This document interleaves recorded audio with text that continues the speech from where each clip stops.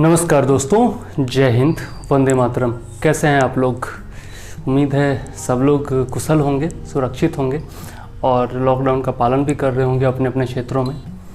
तो आइए देखते हैं आज हम क्या पढ़ने जा रहे हैं। आज जो हमारा विषय है वो है भारतीय संविधान की विशेषताएं। इससे पहले हम लोग संविधान के 4 चैप्टर पढ़ चुके हैं, जिसमें मैंने आपको लोकतंत्र के विभिन्न प्रकार बताए थे, संविधान के विभिन्न प्रकार बताए थे, राज्य व्यवस्था का परिचय दिया था। ठीक है, इसके अलावा संविधान सभा के गठन के बारे में हम लोगों ने पढ़ाई की थी। ठीक है, और उसके बाद जो है आज हम लोग देखने जा रहे हैं भारतीय संविधान की विशेषताएं। तो पुराने वीडियोज़ भी आप लोग देख सकते हैं प्लेलिस्ट में जा कर के। अध्ययन इन्फोटेनमेंट टाइप कीजिए और प्लेलिस्ट में जाइए, भारत की राज्य व्यवस्था, और उसमें आप लोगों को सारे वीडियोज़ मिल जाएंगे पुराने। ठीक है, इसके अलावा प्राचीन भारत के इतिहास के भी वीडियोज़ आप देख सकते हैं, करंट अफेयर्स के वीडियोज़ भी देख सकते हैं। बहुत सारे वीडियोज़ मैंने बनाए हैं। टिप्स एंड ट्रिक्स देख सकते हैं, यूपीएससी की तैयारी, बीपीएससी की तैयारी से संबंधित जो है टिप्स एंड ट्रिक्स भी आप लोगों को मिल जाएंगे। ठीक है, तो आइए, मैं चंद्रवर्धन आपका स्वागत करता हूँ अध्ययन इन्फोटेनमेंट में।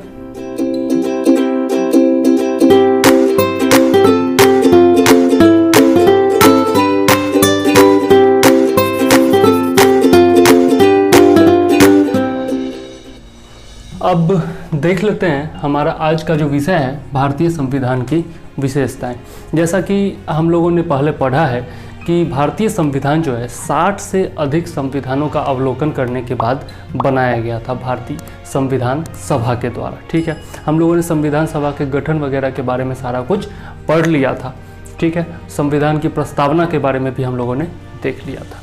तो आज हम लोग संविधान की विशेषता देखने जा रहे हैं। 60 से अधिक संविधानों का अवलोकन करने के बाद जो है संविधान सभा के सदस्यों ने भारतीय संविधान का निर्माण किया था, और इसलिए भारतीय संविधान में बहुत सारी विशेषताएं शामिल हैं। तो उन्हीं में से हम लोग कुछ प्रमुख विशेषताओं को देखने जा रहे हैं। पहली विशेषता यह है कि भारत का संविधान जो है वो सबसे लंबा लिखित संविधान है। जो मूल संविधान था उसमें हम लोग जानते हैं कि 395 अनुच्छेद थे, 22 भाग थे और 8 अनुसूचियां थी। और अब जो है धीरे धीरे इसमें संशोधन करके उप अनुच्छेद जोड़े गए हैं। ठीक है, और उप अनुच्छेदों के की पूरी संख्या को अगर देख लिया जाए तो वो बदलते रहता है, लेकिन वर्तमान में जो है, जो मैंने गूगल पर सर्च किया, वर्तमान में इसकी संख्या जो है वह 448 है। ठीक है, और मूल तो अनुच्छेद 395 ही है, लेकिन उप अनुच्छेदों को लेकर के आपका 448 है। ठीक है, बहुत जगह आपको 463 भी मिलेगा। ठीक है, तो वो आप देख लीजिएगा, बदलते रहता है। जैसे संविधान में संशोधन होते जाता है और जोड़े जाते हैं प्रावधान, वैसे वैसे यह संख्या बदलती रहती है। इसके अलावा 25 भाग हैं और 12 अनुसूचियां हैं। हम लोग जब संविधान संशोधन पढ़ेंगे तब हम लोग देखेंगे कि कौन सी अनुसूची किस संविधान संशोधन के द्वारा जोड़ी गई थी और किस प्रकार से अन्य संशोधन भी किए गए हैं संविधान में। ठीक है, तो याद रखिएगा कि मूल संविधान में कितने अनुच्छेद थे। जो 1949 में जब संविधान स्वीकृत हुआ था, लागू हुआ था, पारित हुआ था, तब जो है 395 अनुच्छेद थे, 22 भाग थे और 8 अनुसूचियां थी। और वर्तमान में जो है 25 भाग हैं, 12 अनुसूचियां हैं, और अनुच्छेद जो हैं वो मूल रूप से तो 395 ही हैं, लेकिन उसमें उप अनुच्छेद जोड़े गए हैं और संख्या जो है 448 या फिर कहीं कहीं 463 भी दे देता है, वो आप देख लीजिएगा। अब भारतीय संविधान इतना विस्तृत क्यों है, इतना बड़ा है, इतना विस्तृत क्यों है आखिर? ठीक है, तो भारत का विस्तार और विविधताओं के कारण जो है, भारत का जो भौगोलिक विस्तार है और भारत की जो विविधताएं हैं, इसके कारण जो है भारत का संविधान जो है इतना विस्तृत हो गया।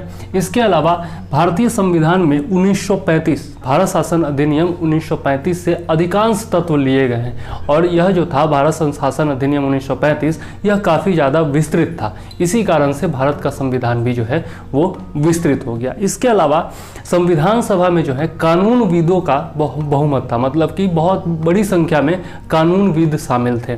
तो जहाँ कानूनविद शामिल हो जाते हैं वहाँ पर आपस में चर्चा होती है, ये प्रावधान वो प्रावधान, और बहुत सारे प्रावधान जोड़ दिए जाते हैं। तो यह भी एक कारण माना जाता है कि जो कानूनविद थे उनकी संख्या, कानून विशेषज्ञों का प्रभुत्व था संविधान सभा में, इस कारण से भी ऐसा किया गया है। इसके अलावा एकल संविधान है हमारा, मतलब कि राज्यों के लिए और देश के लिए, केंद्र के लिए और राज्यों के लिए, सबके लिए एक ही संविधान है। पहले तो आपका जम्मू कश्मीर के लिए अलग संविधान हुआ करता था, लेकिन जब से आपका जम्मू कश्मीर को यूनियन टेरिटरी बना दिया गया, तब से क्या हुआ, धारा 370 जब से हटाया गया है, तब से क्या हुआ है कि आपका उसके लिए भी भारत का संविधान जो है वही लागू होता है। तो अब किसी के लिए भी अलग संविधान नहीं है, केंद्र के लिए और राज्यों के लिए एक ही संविधान है, इसलिए भी यह जो है विस्तृत है और विशाल है। इसके अलावा हमारा संविधान जो है वह लिखित संविधान है। तो दुनिया का सबसे बड़ा और विस्तृत लिखित संविधान जो है वो भारत का संविधान है। और ये भी याद रखिएगा कि दुनिया का सबसे पहला लिखित संविधान जो था वह अमेरिका का था। ठीक है,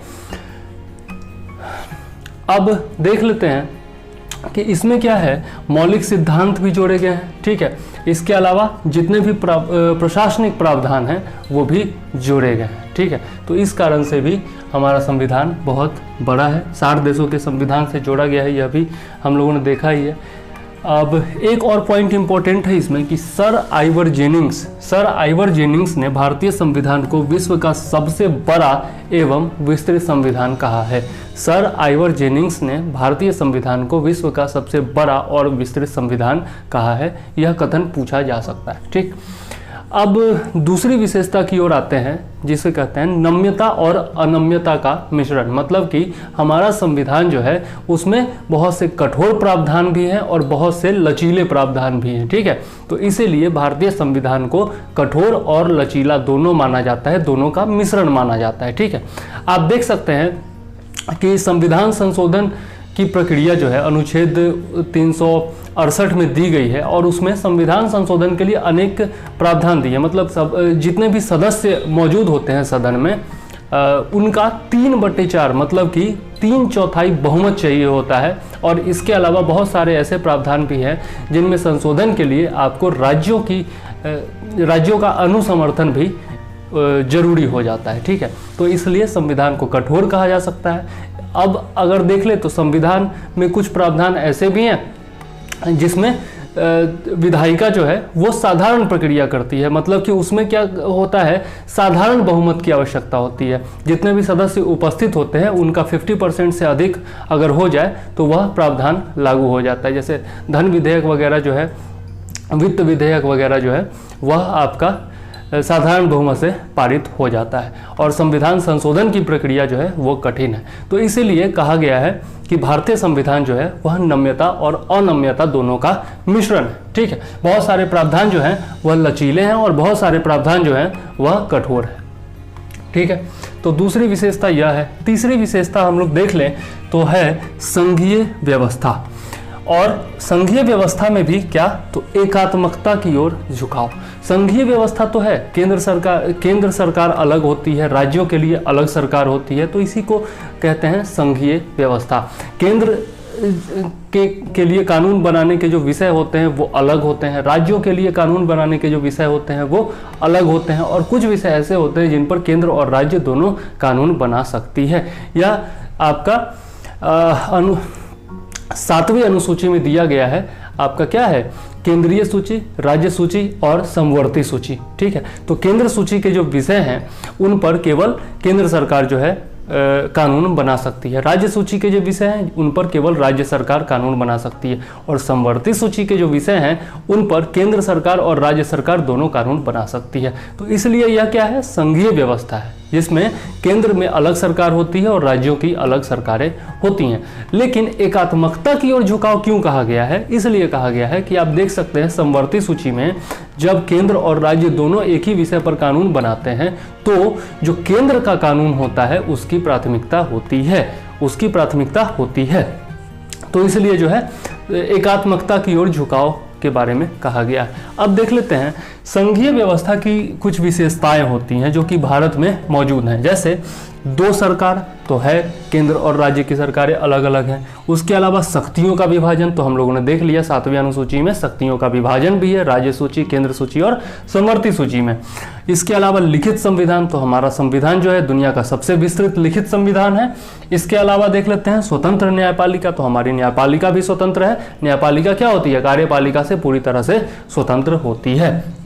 इसके अलावा देखते हैं तो कठोरता भी है हमारे संविधान में, और सर्वोच्चता, संविधान की सर्वोच्चता, तो संविधान हमारे देश में सर्वोच्च भी है, यह भी हम लोग देखते हैं। और द्विसदनीयता, मतलब कि द्विसदनीय व्यवस्था, तो हमारे यहाँ देख सकते हैं आपका केंद्र में लोकसभा और राज्यसभा अलग अलग है, राज्यों में भी आप देख सकते हैं विधानसभा और विधान परिषद अलग अलग है। तो यह संघीय शासन व्यवस्था की कुछ विशेषताएं होती हैं जो कि भारत में मौजूद है। लेकिन एकात्मकता की ओर झुकाव क्यों कहा जाता है? क्योंकि भारत में गैर संघीय व्यवस्था के भी कुछ लक्षण है। जैसे एक सशक्त केंद्र, तो हमारा जो केंद्र है वह सशक्त होता है, मतलब राज्यों से ज्यादा उसमें शक्ति होती है। इसके अलावा देख सकते हैं तो एकल संविधान भी है भारत में, राज्यों के लिए और केंद्र के लिए एक ही संविधान है। इसके अलावा एकल नागरिकता, तो भारत में प्रत्येक नागरिक को एकल नागरिकता ही मिलती है। हर एक नागरिक क्या होता है? भारतीय ही होता है। अलग अलग राज्यों के लिए तो नागरिकता मिलती नहीं है, ठीक है। तो एकल नागरिकता भी है, लचीलापन भी है, कठोरता भी है और लचीलापन भी है। इसके अलावा देख सकते हैं एकीकृत न्यायपालिका है। हमारी न्यायपालिका क्या है? एकीकृत न्यायपालिका है। जो सुप्रीम कोर्ट है वही सर्वोच्च न्यायपालिका है, और उसी के अंतर्गत आपका आती है हाई कोर्ट, और उसके अंतर्गत फिर अधीनस्थ न्यायालय जो हैं, जिला कोर्ट और बाकी सब जो हैं वो आते हैं। तो एकीकृत न्यायपालिका भी है। इसके अलावा देख सकते हैं तो केंद्र द्वारा राज्यपाल की नियुक्ति, केंद्र की सलाह से ही राष्ट्रपति जो है वह राज्यपाल की नियुक्ति करते हैं। केंद्र ही जो है नाम भेजता है और राज्यपाल जो है उसको राष्ट्रपति जो है उसको राज्यपाल के रूप में नियुक्त करते हैं। इसके अलावा देखते हैं तो अखिल भारतीय सेवाएं भी हैं भारत में, यूपीएससी, जिसकी तैयारी आप सब लोग कर रहे हैं अधिकतर लोग।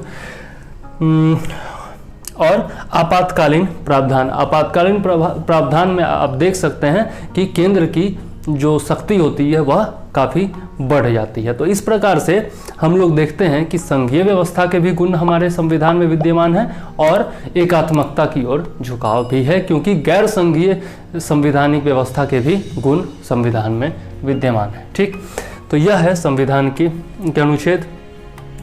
अब देख सकते हैं एक और इम्पॉर्टेंट चीज है जो कि आपको याद रखना चाहिए, भारतीय संविधान में कहीं भी संघीय शब्द का जिक्र नहीं है। संघीय शब्द का उल्लेख पूरे संविधान में कहीं नहीं है, लेकिन अनुच्छेद 1 में भारत को राज्यों का संघ कहा गया है। अनुच्छेद 1 में भारत को राज्यों का संघ कहा गया है, और इसका अर्थ क्या होता है कि जितने भी भारत में राज्य हैं वह किसी संधि के तहत आपस में जुड़ करके भारत के साथ नहीं जुड़े हैं। ठीक है, इसका अर्थ यही होता है। और यह भी इसका अर्थ होता है कि किसी भी राज्य को भारत से अलग नहीं किया जा सकता है। ठीक, किसी भी राज्य को भारत से अलग नहीं किया जा सकता है। अब मान लिया बिहार चाहे कल के डेट में कि हम भाई भारत से अलग होकर के अलग देश बन जाए, तो यह संभव नहीं है। ठीक है, तो भारत को राज्यों का संघ कहने का यही दोनों अर्थ है।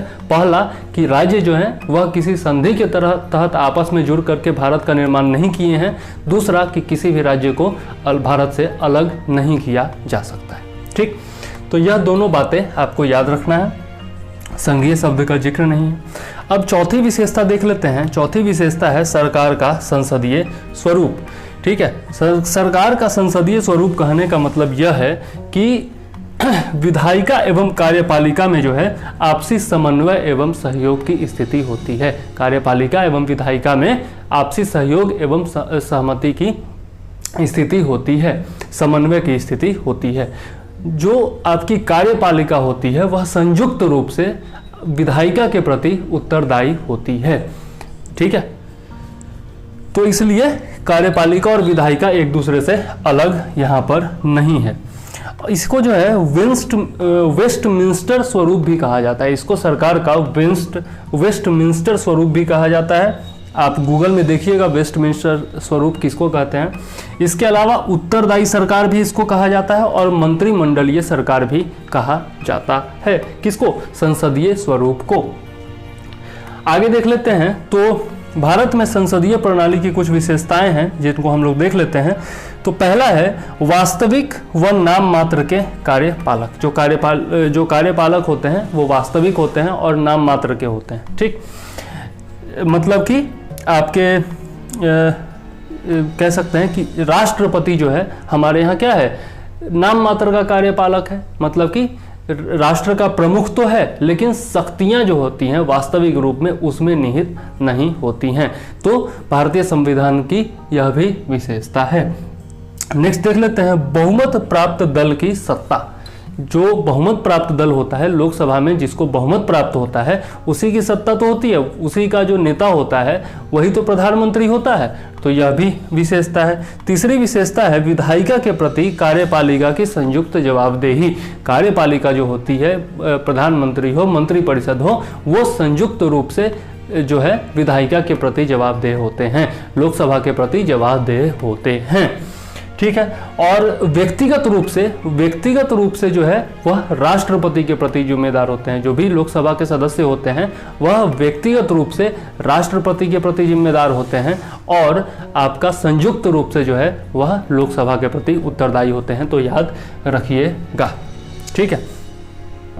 नेक्स्ट देख लेते हैं विधायिका में मंत्रियों की सदस्यता। जितने भी मंत्री होते हैं, मंत्रिपरिषद में जितने भी मंत्री होते हैं उन सबका विधायिका का सदस्य होना जरूरी होता है। या तो लोकसभा के सदस्य हो जाएं या फिर राज्यसभा के सदस्य हो जाएं। अब आप देख सकते हैं, उदाहरण स्वरूप आपको बताता हूं। इस बार मोदी जी ने क्या किया कि विदेश मंत्री के रूप में एस जयशंकर जी को लेकर के आए। ठीक है, जो कि पहले राजदूत रह चुके थे और बहुत ही अनुभवी व्यक्ति थे। तो उनको जो है मोदी जी लेकर के आ गए और विदेश मंत्री उन्होंने बना दिया। लेकिन वो क्या थे, न लोकसभा के सदस्य थे न राज्यसभा के सदस्य थे।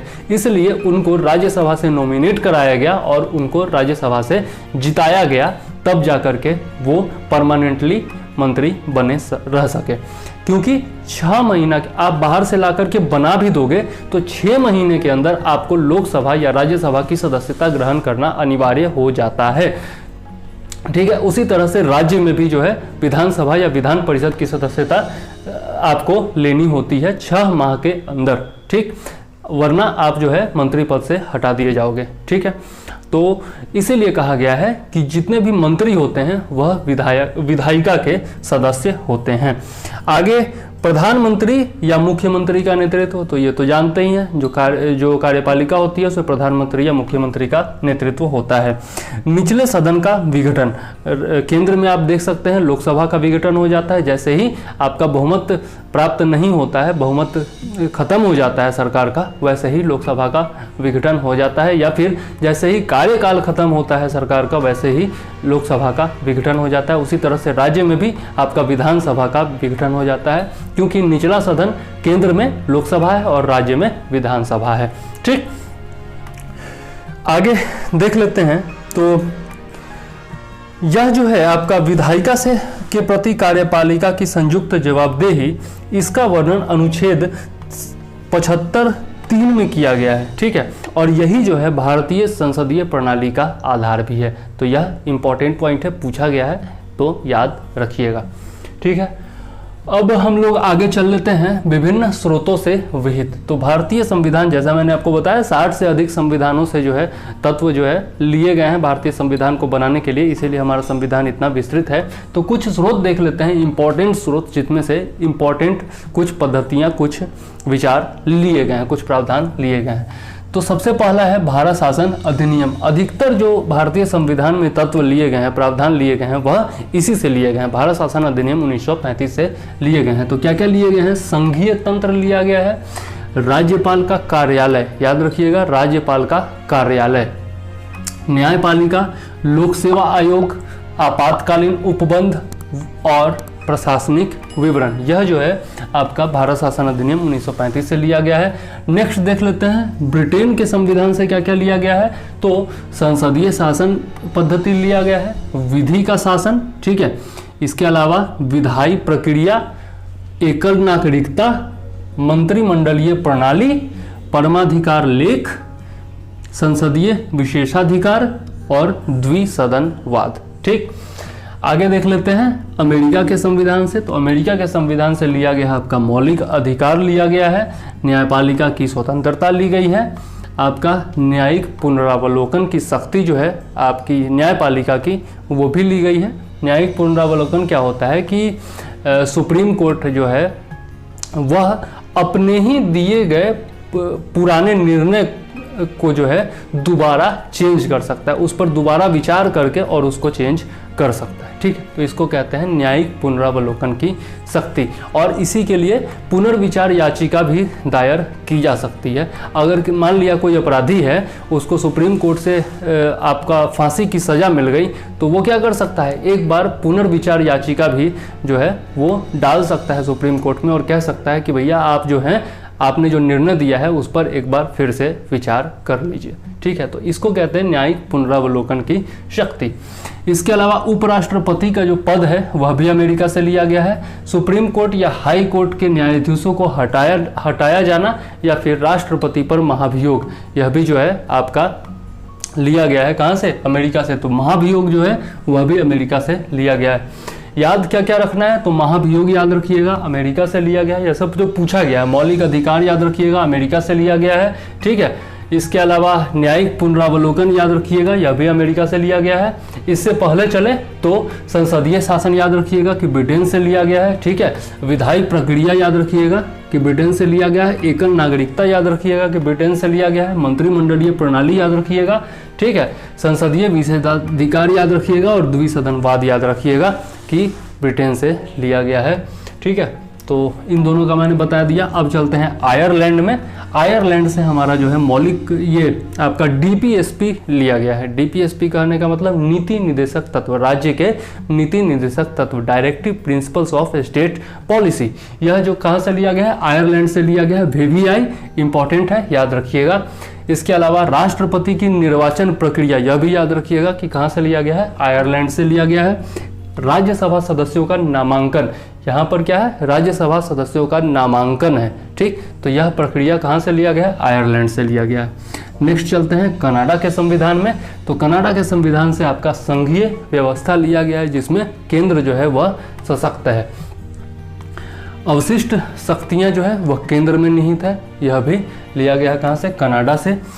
केंद्र द्वारा राज्यपालों की नियुक्ति, यहाँ पर राज्यपाल की नियुक्ति है केंद्र के द्वारा, यह लिया गया है कनाडा के संविधान से। जबकि ऊपर जो था आपने देखा था राज्यपाल का कार्यालय, वह जो है लिया गया था भारत शासन अधिनियम 1935 से। तो दोनों में कंफ्यूज नहीं होना है।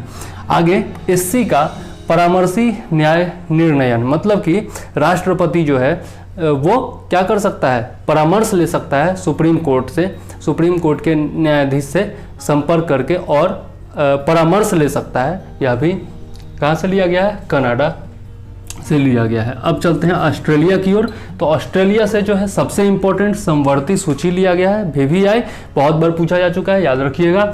इसके अलावा व्यापार, वाणिज्य एवं समागम की स्वतंत्रता और संसद के दोनों सदनों की संयुक्त बैठक, यह भी याद रखिएगा, इंपॉर्टेंट है, पूछा जा चुका है। ठीक है, तो ऑस्ट्रेलिया से क्या क्या इंपॉर्टेंट हो गया? समवर्ती सूची और संसद के दोनों सदनों की संयुक्त बैठक। ठीक है, और संसद के दोनों सदनों की संयुक्त बैठक कब होती है? किसी भी साल में जो पहली बैठक होती है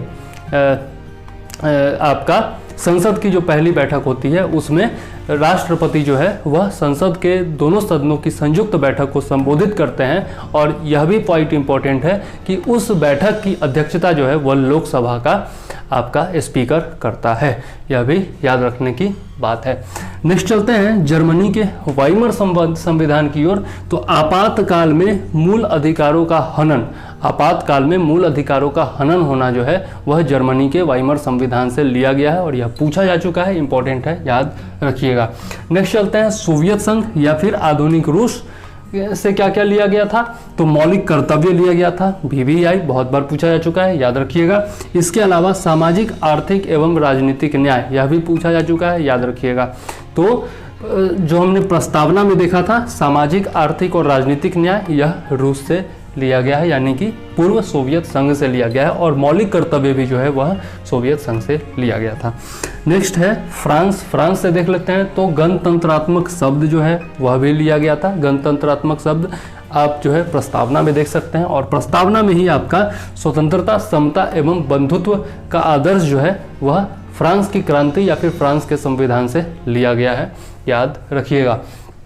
आगे चलते हैं दक्षिण अफ्रीका की ओर। तो दक्षिण अफ्रीका से संविधान संशोधन की प्रक्रिया ली गई है, VVI है, याद रखिएगा, इंपॉर्टेंट है। और राज्यसभा सदस्यों का निर्वाचन, यहाँ पर क्या है, राज्यसभा सदस्यों का निर्वाचन, यह लिया गया है दक्षिण अफ्रीका से। और यहाँ पर हम लोगों ने देखा था राज्यसभा सदस्यों का नामांकन, तो नामांकन जो है वो आयरलैंड से, और जो आपका निर्वाचन है वह दक्षिण अफ्रीका से। नेक्स्ट चलते हैं जापान की ओर। तो जापान से जो है विधि द्वारा स्थापित प्रक्रिया, विधि द्वारा स्थापित प्रक्रिया, यह जापान के संविधान से लिया गया है। तो इस प्रकार से हम लोगों ने देखा भारतीय संविधान के विविध स्रोत। तो यह भी जो है संविधान की विशेषता है कि बहुत सारे स्रोतों का मिश्रण है हमारा संविधान। ठीक, आगे चलते हैं तो देखते हैं नेक्स्ट जो विशेषता है वह है संसदीय संप्रभुता एवं न्यायिक सर्वोच्चता में समन्वय। संसदीय संप्रभुता एवं न्यायिक सर्वोच्चता में समन्वय है। ठीक, तो इसके बारे में हम लोग समझेंगे। पहले यह जान लीजिए कि संसदीय संप्रभुता जो है वह ब्रिटेन से लिया गया है, और न्यायिक सर्वोच्चता जो है वह USA से लिया गया है। ठीक है, अब देख लेते हैं संसदीय संप्रभुता। कहने का मतलब क्या है कि संसद जो है वह अपने प्रक्रिया के अनुसार संविधान में संशोधन कर सकती है, इसकी शक्ति उसको प्राप्त है। और उधर अगर देखें तो सर्वोच्च न्यायालय भी जो है वह संसद द्वारा बनाए गए कानूनों की समीक्षा कर सकता है और उसको निरस्त भी कर सकता है। अब जैसे उदाहरण स्वरूप आपको बताता हूँ कि न्यायपालिका ने क्या किया था, सर्वोच्च न्यायालय ने SC/ST जो कानून था उसमें निर्णय दिया था अपना कि गिरफ्तारी से पहले क्या करना होगा, आपको अधिकारी जो है वह उसकी जांच करेगा। तो इस प्रकार से कुछ जो है उसको कानून में ढील दी थी SC/ST कानून में। लेकिन बाद में मोदी जी की सरकार ने क्या किया और संसद ने क्या किया, उसमें चेंज करके और उसको जो पुराना प्रावधान था उसको फिर से लागू कर दिया। तो इस प्रकार और भी बहुत सारे कानून हैं। हर कानून तो आज के डेट में जो भी संसद बनाती है वो सारा कानून जो है वो आपका सर्वोच्च न्यायालय में चला जाता है। जैसे 370 हटाया तो वो भी चला गया आपका सर्वोच्च न्यायालय में, अभी भी पेंडिंग है, उस पर मामला पेंडिंग है। उसी तरह से अनेक जो प्रावधान होते हैं, जो भी संशोधन होते हैं या फिर कुछ चेंज किया जाता है विधायिका के द्वारा, तो वह क्या होता है, सर्वोच्च न्यायालय में चला जाता है याचिका के द्वारा या किसी भी प्रकार से। तो हम लोग देखते हैं कि संसदीय संप्रभुता भी है, मतलब कि संसद भी अपनी तरफ से संशोधन कर सकता है, और सर्वोच्च न्यायालय न्यायिक स्वतंत्रता भी है कि जो न्यायालय है वह भी अपना काम स्वतंत्रतापूर्वक कर सकती है। ठीक है, तो न्यायिक सर्वोच्चता भी है और संसदीय संप्रभुता भी है। तो यह जो है दोनों का समन्वय है हमारे संविधान में, यह विशेषता है। नेक्स्ट आ जाते हैं एकीकृत एवं स्वतंत्र न्यायपालिका। हमारी न्यायपालिका क्या है, कार्यपालिका से स्वतंत्र है और विधायिका से भी स्वतंत्र है। ठीक है, इसका अर्थ क्या होता है कि न्यायपालिका जो है उसका कोई भी कामकाज होगा उसमें क्या होगा, विधायिका में उसकी चर्चा नहीं की जाएगी। ठीक है, विधायिका में उसकी कोई भी चर्चा नहीं की जाएगी। मतलब न्यायालय ने कोई निर्णय दिया है और जो कामकाज उसमें चल रहा है उसके बारे में संसद में कोई भी प्रश्न उत्तर वगैरह नहीं हो सकता है, कोई भी चर्चा नहीं हो सकती है, चाहे कोई भी सदन हो, लोकसभा हो या राज्यसभा हो। ठीक है, और एकल न्याय प्रणाली है हमारे यहाँ।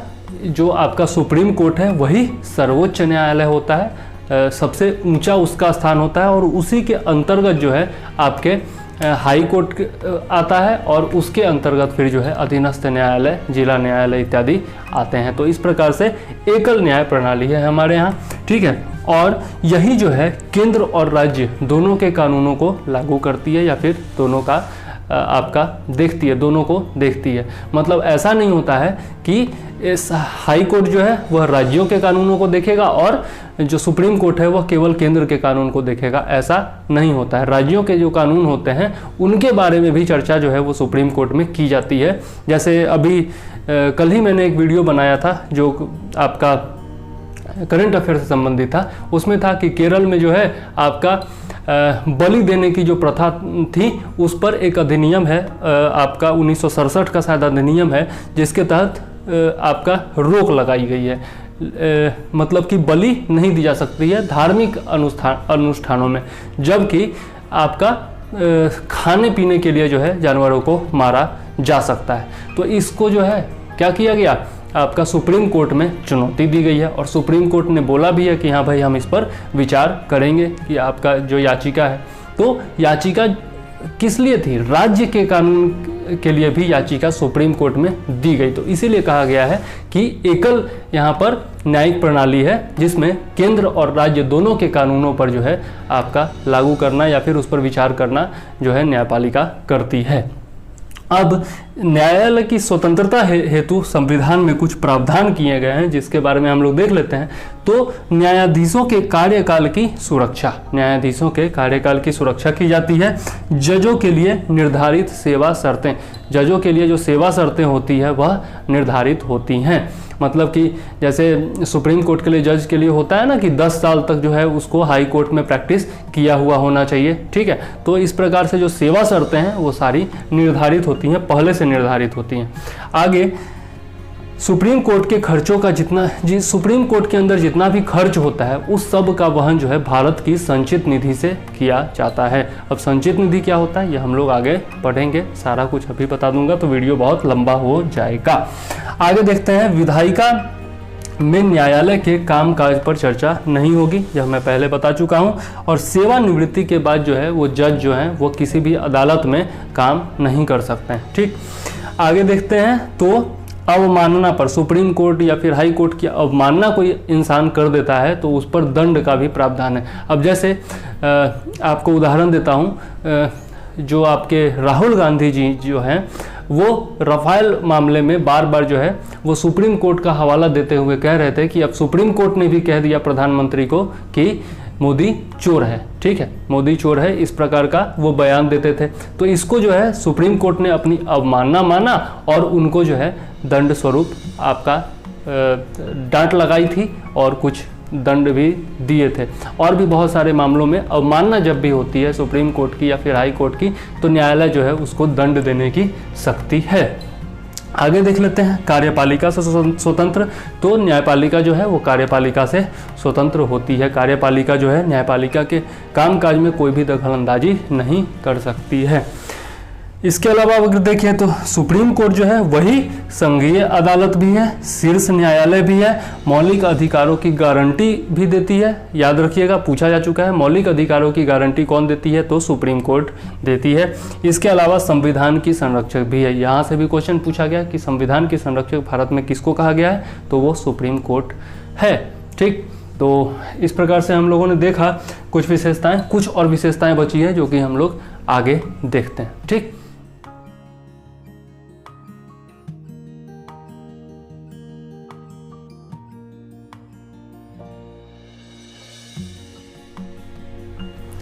आइए अब देख लेते हैं 8वीं विशेषता। तो 8वीं विशेषता जो है वो है मौलिक अधिकार। तो जैसा हम लोग जानते हैं भाग 3 में, संविधान के भाग 3 में मौलिक अधिकारों का विवरण है, ठीक है। और इसके तहत जो है पहले 7 अधिकार टोटल हुआ करते थे, लेकिन बाद में जो है संपत्ति का अधिकार जो है उसको मौलिक अधिकार से हटा दिया गया। आपका जो संविधान संशोधन था 1978 में 44वां संविधान संशोधन हुआ था, जिसके तहत जो है आपका इसको हटा दिया गया और इसको 300 क के तहत जो है वो विधिक अधिकार बना दिया गया।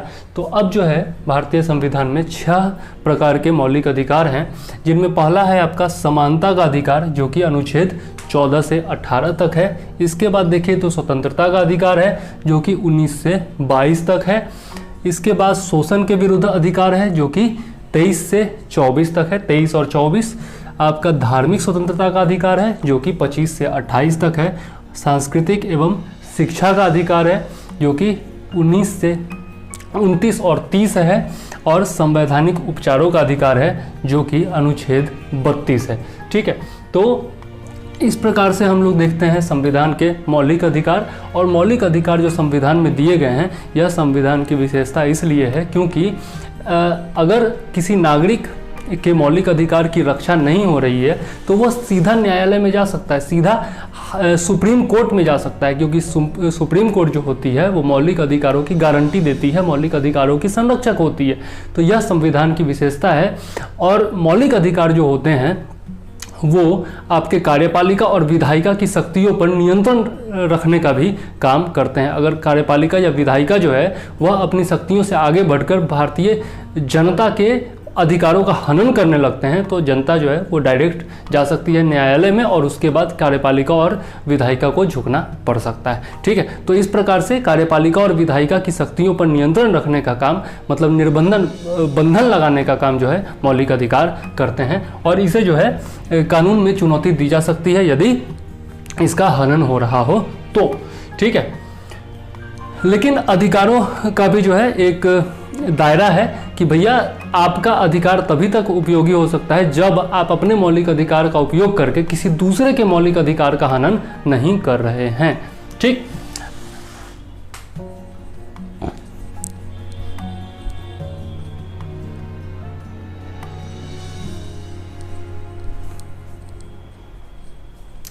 आइए अब देख लेते हैं आपका इसका उद्देश्य क्या है। तो मौलिक अधिकारों का जो उद्देश्य है वो है राजनीतिक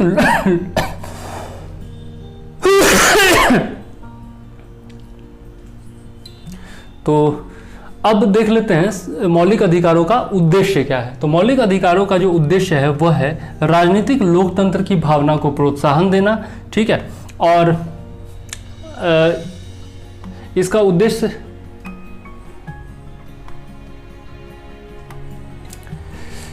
आइए अब देख लेते हैं मौलिक अधिकारों का उद्देश्य क्या है। तो मौलिक अधिकारों का उद्देश्य है राजनीतिक लोकतंत्र की भावना को प्रोत्साहन देना। ठीक है, और यदि मौलिक अधिकार का हनन हो रहा हो तो सुप्रीम कोर्ट में जा सकता है कोई भी इंसान, और सुप्रीम कोर्ट जो है फिर अपना रिट है, उसका 5 प्रकार का रिट है: बंदी प्रत्यक्षीकरण, अधिकार प्रेक्षा, परमादेश, प्रतिषेध और उत्प्रेषण। इसके बारे में हम लोग आगे पढ़ेंगे, लेकिन इन रिटों के जरिए जो है वह मौलिक अधिकार का संरक्षण का काम करती है सुप्रीम कोर्ट। ठीक, और इसके अलावा देख लेते हैं तो आपातकाल का जो उपबंध है, मतलब कि अगर आपातकाल भी देश में लागू हो जाता है फिर भी आपका मौलिक अधिकार में जो अनुच्छेद 20 है और 21 है वह उसका जो है उस पर रोक नहीं लगाई जाती है, मतलब वो मौलिक अधिकार जो है वह समाप्त नहीं होते आपातकाल में भी।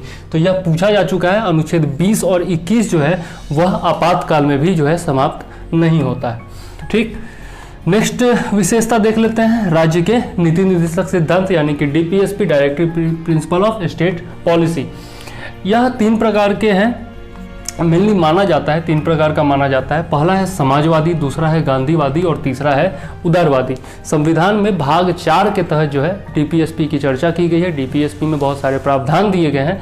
यह प्रावधान जो है वह कानूनी रूप से मतलब लागू नहीं होते हैं, कहने का मतलब कि इनको कानून के तहत जो है चुनौती नहीं दी जा सकती है। ठीक है, यह जो है राज्यों का नैतिक कर्तव्य है कि इन सिद्धांतों को अपने राज्य में लागू करे जनता के हित में। ठीक है, और इनका जो उद्देश्य है, डीपीएसपी का जो उद्देश्य है वह है लोक कल्याणकारी राज्य की स्थापना करना। ठीक है, और इसका एक और उद्देश्य है आपका,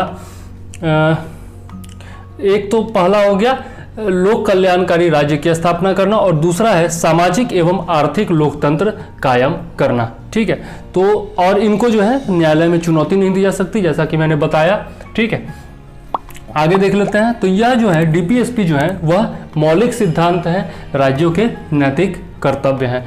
और एक और मामला देख लेते हैं। मिनर्वा मिल्स मामला में सुप्रीम कोर्ट ने कहा है कि संविधान की जो नींव है, मिनर्वा मिल्स मामला 1980 में सुप्रीम कोर्ट ने कहा है कि भारतीय संविधान की जो नींव है वह मौलिक कर्तव्यों और डीपीएसपी यानी कि राज्य के नीति निर्देशक सिद्धांतों के आधार पर रखी गई है।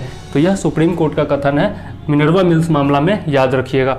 ठीक है, नेक्स्ट देख लेते हैं मौलिक कर्तव्यों के बारे में। तो मौलिक कर्तव्य जो है वह आपका भाग 4 क में जोड़े गए हैं। 42वें संविधान संशोधन 1976 के तहत जो है मौलिक कर्तव्य संविधान में जोड़े गए।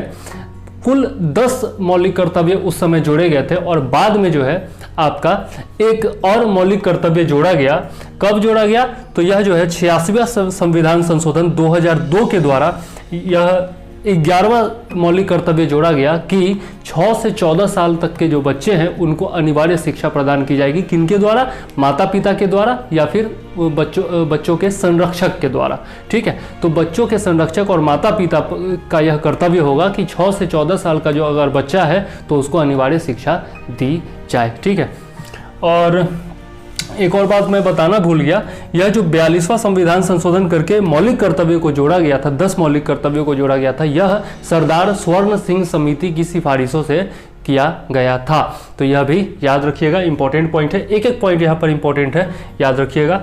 ठीक, और डीपीएसपी जो है उसको भी कानून के समक्ष चुनौती नहीं दी जा सकती है। मतलब कि यदि राज्य जो है वो नीति निर्देशक तत्व लागू नहीं करते हैं अपने देश में, या फिर देश में जो है अगर नीति निर्देशक तत्व लागू नहीं किया जाता है तो इसको कानून में चुनौती नहीं दी जा सकती है। यह मौलिक आपके सिद्धांत हैं और नैतिक कर्तव्य हैं, तो कानूनी कर्तव्य नहीं है। आगे देख लेते हैं अगली विशेषता। तो भारत जो है एक धर्मनिरपेक्ष राज्य है। भारत क्या है? धर्मनिरपेक्ष राज्य है। और यह जो शब्द है धर्मनिरपेक्ष, यह भी आपका 42वां संविधान संशोधन 1976 के द्वारा संविधान में जोड़ा गया था। संविधान में बहुत से प्रावधान हैं जो कि बताते हैं कि भारत जो है वो धर्मनिरपेक्ष किस प्रकार से है। तो देख लेते हैं। पहले तो प्रस्तावना में ही जो है आपका धर्मनिरपेक्ष शब्द भी जोड़ा गया है, और आपका उपासना की स्वतंत्रता भी जो है वह हम लोगों ने देखा था कि प्रस्तावना में जोड़ा गया था, मतलब कि है, दिया हुआ है। ठीक, आगे देख लेते हैं। तो अनुच्छेद 14 में जो है वो कानून के समक्ष समता की बात की गई है कि कानून के समक्ष भारत का प्रत्येक नागरिक जो होगा उसको समता का अधिकार होगा। इसके अलावा आगे हम लोग देखते हैं तो अनुच्छेद 15 में कहा गया है किसी भी नागरिक में जो है जाति, धर्म इत्यादि के आधार पर जो है भेदभाव नहीं किया जाएगा। जाति, धर्म, लिंग, रंग, रूप इत्यादि के आधार पर जो है भेदभाव नहीं किया जाएगा, मतलब विभेद का प्रतिषेध होगा। तो अनुच्छेद 15 में यह बात कही गई है। इसके अलावा सार्वजनिक सेवाओं में जो है आपका समान अवसर का प्रावधान किया गया अनुच्छेद 16 के द्वारा। ठीक, इसके बाद अगर हम लोग देख ले तो अनुच्छेद 25 से 28 तक जो है वो धार्मिक स्वतंत्रता का अधिकार है। ठीक है, और 29 और 30 में भी जो है इससे संबंधित प्रावधान किए गए हैं। इसके अलावा देख लें तो अनुच्छेद 44 जो है डीपीएसपी के तहत उसमें समान नागरिक संहिता बनाने की बात की गई है। तो यह सब जो मामले हैं, यह सब जो प्रावधान किए गए हैं, यह बताते हैं कि भारत जो है वह धर्मनिरपेक्ष देश है और भारत का कोई भी अपना राजकीय धर्म नहीं होगा। सभी धर्मों को समान अवसर और समान जो है प्राथमिकता दी जाएगी। ठीक, आगे देख लेते हैं। तो अगला हमारा जो संविधान की विशेषता है वह है स्वतंत्र निकाय। तो भारतीय संविधान में बहुत सारे स्वतंत्र निकायों का प्रावधान किया गया है। ठीक है, जिन पर जो है वह भारत की कार्यपालिका या फिर विधायिका का कोई भी असर, विधायिका तो खैर उसके प्रावधानों में चेंज कर सकती है, लेकिन जो कार्यपालिका है उसका कोई भी दबाव उस पर काम नहीं कर सकता है। ठीक है, और वैसे कुछ जो स्वतंत्र निकाय हैं उनमें हम लोग देख लेते हैं। निर्वाचन आयोग है हमारा, जिसकी चर्चा अनुच्छेद 324 में की गई है। इसके अलावा CAG है, मतलब कंट्रोलर एंड ऑडिटर जनरल। ठीक है, इसकी जो चर्चा है वह अनुच्छेद 148 में की गई है। इसके अलावा UPSC है, मतलब संघ लोक सेवा आयोग है, और राज्य लोक सेवा आयोग बहुत सारे हैं। ये भी जो है स्वतंत्र निकाय है जिनका अपना अपना काम है, और इनकी चर्चा जो है भाग 14 में की गई है अनुच्छेद 315 से लेकर के 323 तक। ठीक, तो ये सब याद रखिएगा कि ये सब स्वतंत्र निकाय है जो कि कार्यपालिका पर एक तरह का अंकुश लगाने का काम करता है। जो आपका नियंत्रक एवं महालेखा परीक्षक है CAG, वह क्या करता है, जो सरकार के खर्च होते हैं उन पर नियंत्रण रखता है, उनका लेखा जोखा रखता है। ठीक है, और अगर सरकार इधर उधर कुछ गलत खर्च करती है तो उस पर जो है अपना रिपोर्ट भी वो देता है। तो इस प्रकार से कुछ स्वतंत्र निकायों की व्यवस्था भी भारतीय संविधान में की गई है, और ये सब संवैधानिक निकाय हैं। ठीक, तो यह जो है भारतीय संविधान की विशेषता में काउंट होता है। नेक्स्ट देख लेते हैं विशेषता। तो आपातकालीन प्रावधानों का जो है जिक्र किया गया है भारतीय संविधान में, और 3 प्रकार के आपातकाल लागू होते हैं भारत में। पहला है राष्ट्रीय आपातकाल, जो कि अनुच्छेद 352 में दिया गया है। और यह किन आधारों पर लागू किया जा सकता है? तो युद्ध के कंडीशन में, आक्रमण के कंडीशन में और सशस्त्र विद्रोह के कंडीशन में। यह तीनों शब्द याद रखिएगा अक्षरशः, युद्ध, आक्रमण या फिर सशस्त्र विद्रोह, ये तीनों शब्द जोड़े गए हैं बाद में। ठीक, तो 42वें संविधान संशोधन 1976 के द्वारा ये शब्द जोड़े गए हैं, और इन्हीं 3 कंडीशन में जो है आपातकाल लगाया जा सकता है। राष्ट्रीय आपातकाल अनुच्छेद 352 के तहत, और यह जो है राष्ट्रपति लगाएंगे केंद्र के सलाह से। मतलब कि केंद्र जो है वह कहेगा राष्ट्रपति को कि भैया राष्ट्रीय आपातकाल लगाइए, और राष्ट्रपति जो है उस पर हस्ताक्षर करेंगे और लागू हो जाएगा। 1975 में हम लोग देख चुके हैं इंदिरा गांधी ने किस प्रकार से आपका लगाया था आपातकाल, और उस समय राष्ट्रपति कौन थे यह आप लोग कमेंट में जरूर लिखिएगा। आगे देख लेते हैं। तो राष्ट्रपति शासन है, जो कि या फिर इसको राज्यों में आपातकाल कहा जाता है या फिर राष्ट्रपति शासन भी कहा जाता है। तो यह 2 आधार पर लगाया जाता है। राज्यों में संवैधानिक तंत्र की विफलता, जो कि अनुच्छेद 356 में दिया गया है, और केंद्र के निर्देशन के अनुपालन में विफलता। मतलब केंद्र ने कोई निर्देश दिया है और उसका अनुपालन राज्य नहीं कर पा रहा है, तो उस कंडीशन में जो है अनुच्छेद 365 के तहत राज्य में आपातकाल लागू किया जा सकता है। तो 2 अनुच्छेद हैं, दोनों याद रखना आसान है, 356 और 365। ठीक है, 5-6 को सीधा उलट दीजिएगा। ठीक, तो 356 और 365 में जो है वह आपका राष्ट्रपति शासन या फिर राज्यों में आपातकाल का जिक्र किया गया है। नेक्स्ट देख लेते हैं वित्तीय आपातकाल, जो कि अनुच्छेद 360 के तहत आता है। इसमें भारत की वित्तीय स्थिरता या प्रत्यय यदि संकट में होगी तब जो है वित्तीय आपातकाल लगाया जाएगा। भारत में अभी तक कभी भी वित्तीय आपातकाल लगाने की नौबत नहीं आई है। राज्यों में आपातकाल तो बहुत बार लगाया जा चुका है। नेक्स्ट देख लेते हैं। नेक्स्ट विशेषता है त्रिस्तरीय सरकार। तो सबसे पहले जो है 1959 में आपका भारत में पंचायती राज की स्थापना की गई थी। त्रिस्तरीय सरकार कहने से मतलब है केंद्र सरकार, राज्य सरकार और पंचायतों में सरकार या फिर नगर पालिका। ठीक, तो यह हो गया 3 त्रिस्तरीय सरकार। ठीक, और जो पंचायत है उनकी स्थापना, पंचायत है, जिला परिषद है, उनकी स्थापना जो है सबसे पहले 1959 में की गई थी। इसके अलावा अगर हम लोग देख लें तो 73वां संविधान संशोधन 1992 के द्वारा संविधान में 9वां भाग जोड़ करके और 11वीं अनुसूची जोड़ करके ग्राम पंचायत की स्थापना की करवाई गई थी। ठीक है, नेक्स्ट देख लेते हैं 74वां संविधान संशोधन 1992 के द्वारा जो है 9A भाग 9A जोड़ा गया था, 9 क जोड़ा गया था और 12वीं अनुसूची जोड़ी गई थी और इसमें नगर पालिका का जिक्र किया गया है। ठीक, तो ये दोनों पॉइंट इंपॉर्टेंट है, याद रखिएगा। तो त्रिस्तरीय सरकार का मतलब आपको मैंने बताया। नेक्स्ट देख लेते हैं सार्वभौम वयस्क मताधिकार। भारत के हर नागरिक को जो कि वयस्क हो चुका है, जिसकी उम्र सीमा 18 साल या फिर उससे अधिक है, तो उसको जो है मताधिकार का मतलब कि मत देने का अधिकार है, चुनाव में भाग लेने का अधिकार है। ठीक, अब पहले जो उम्र थी वह 21 साल थी। जब संविधान का निर्माण हुआ था तो मूल रूप से 21 साल थी, लेकिन बाद में 61वां संविधान संशोधन 1989 के द्वारा जो है उम्र की सीमा घटाकर 21 साल से 18 साल कर दी गई थी। तो इसमें यही इंपॉर्टेंट पॉइंट है। नेक्स्ट देख लेते हैं। नेक्स्ट विशेषता जो है वह है एकल नागरिकता। ठीक है, तो एकल नागरिकता कहने का मतलब है कि भारतीय भूभाग में भारत का जितना भी भूभाग है उसके अंतर्गत कोई भी भारतीय नागरिक है तो उसको केवल एक ही नागरिकता होगी।